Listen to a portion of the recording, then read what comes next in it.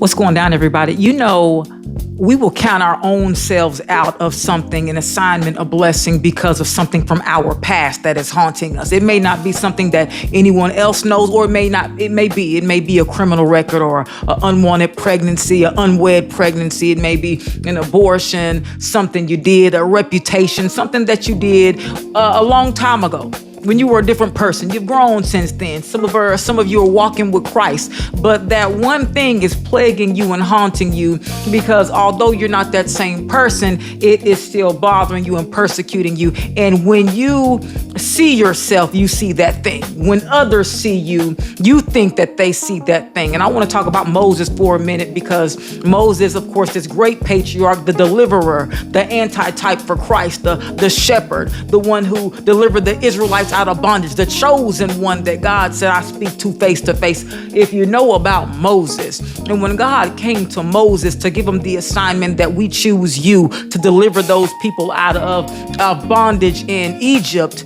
Moses didn't want to do it. Moses didn't think he was qualified. Moses also in the scriptures did not explicitly say that he was afraid. But last time Moses was in Egypt, Moses murdered somebody. Don't miss the fact that Moses had killed someone with his bare hands. Talk to me, somebody. And this was probably very hard for him, because it said, and this is, I think, Exodus chapter 2, look it up, that Pharaoh, when he heard the news of what Moses did, that he sought to kill Moses. Moses fled and went away for 40 years. He was gone to the land of Midian. But I'm sure that still, the more he grew and spent time with God, it still haunted him. So a lot of times when God chooses you for an assignment, you see yourself as unworthy. You see yourself as, surely you wouldn't pick me because I did this thing. Surely you wouldn't pick me because I have 3 baby daddies. Surely you wouldn't pick me. I've did time before. Surely you wouldn't pick me. I'm on probation. I got a murder case. I smoke kush every day. Surely you wouldn't pick me. I am not telling you to stay where you are. I'm saying that when God chooses you, he may choose you in the middle of your mess and transform you along the way. The beautiful thing about this passage that speaks to me and blesses me, and I hope that it blesses you too, is that Moses didn't say, I can't go back to Egypt. I'm scared. They may kill me. He didn't say that. He didn't say it out loud.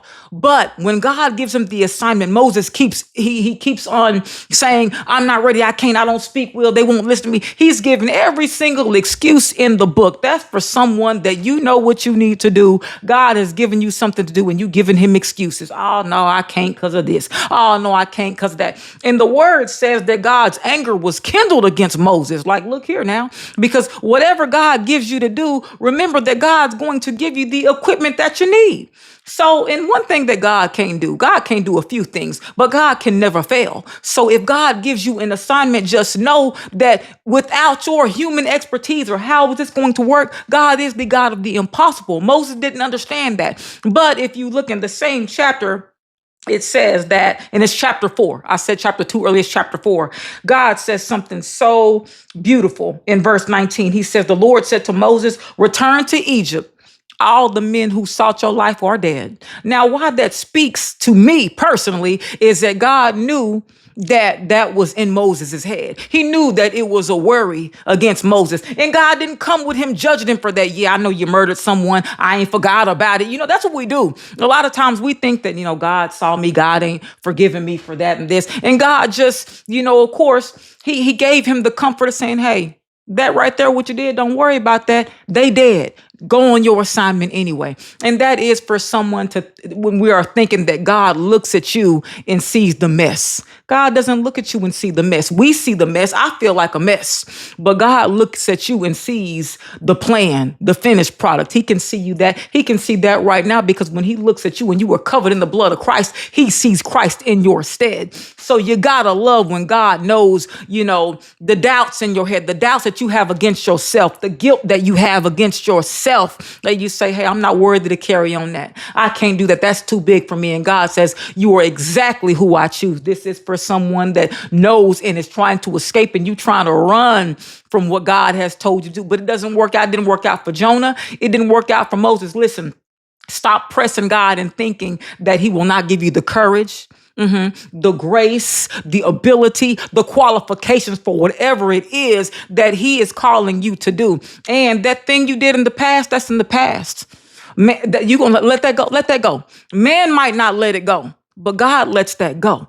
Lets that go. Whatever that is, eating on you when you didn't know any better, when you did your best, let that go.